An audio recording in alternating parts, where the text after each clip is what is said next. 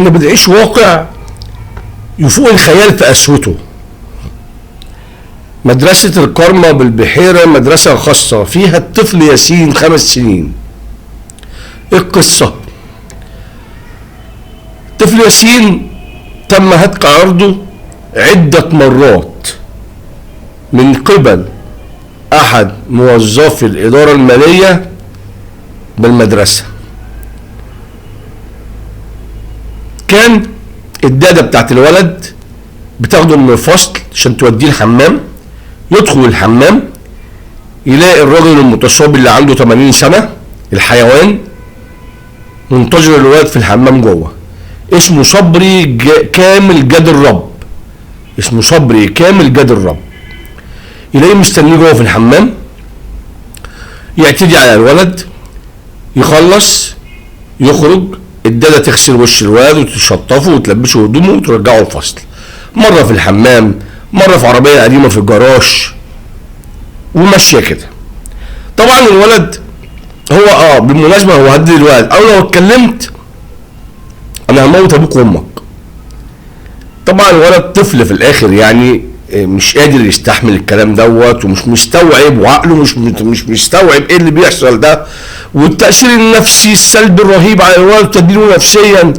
فاتكلم مع الميس بتاعت الفصل بتاعته مع مدرسته، قال لها حب يحصل معايا كذا كذا كذا.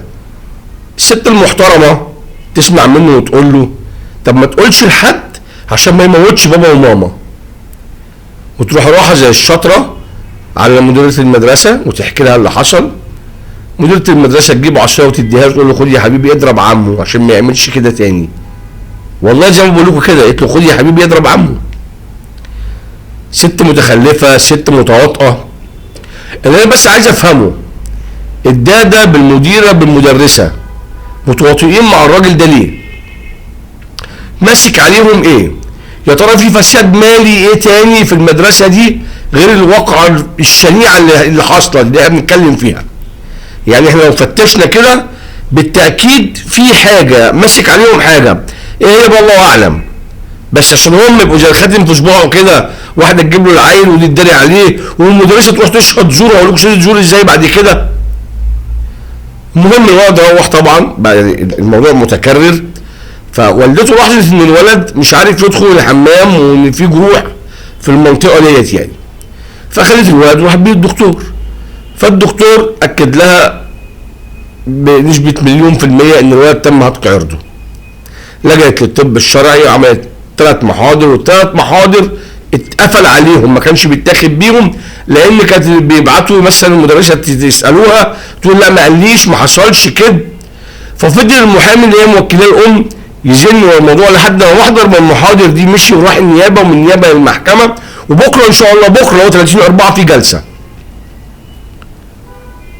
فطبعا بعد ما قعدوا يعني الموضوع برضو في حاجه غريبه، يعني ايه المحاضر كانت بتتقفل. وبعدين بيقال برضو ان في اهالي تانية ظهرت في الموضوع وقالت ان دوت دي ما كانتش اول واقعه لهذا الشخص، ده عنده 80 سنه يا جماعه.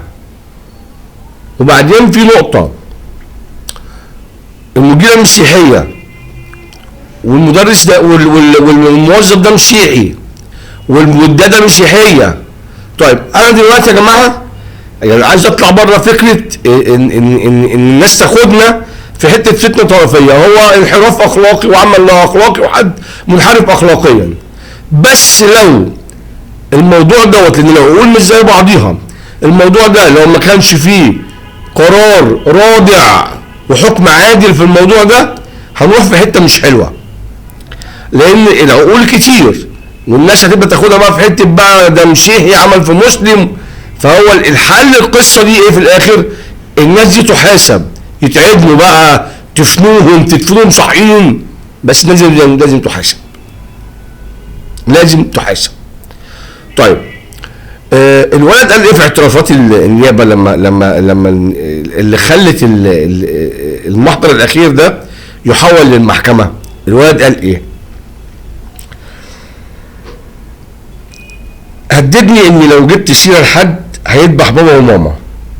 المديره عارفه وجابت الموظف وخلتني اضربه بالعصايه عشان ياخد حقي، بس قالت لي ما تقولش لحد. الداده كانت بتاخدني من الفاش وتوديني لعمه، وبتفضل واقفه مستنيه تلبسني هدومي وتغسل لي وشي. كان بيقلعني البنطلون ويضربني ويشد شعري ويفضل كاتم بقي. كنت بعيط من الوجع، ما كنتش بعرف ادخل الحمام.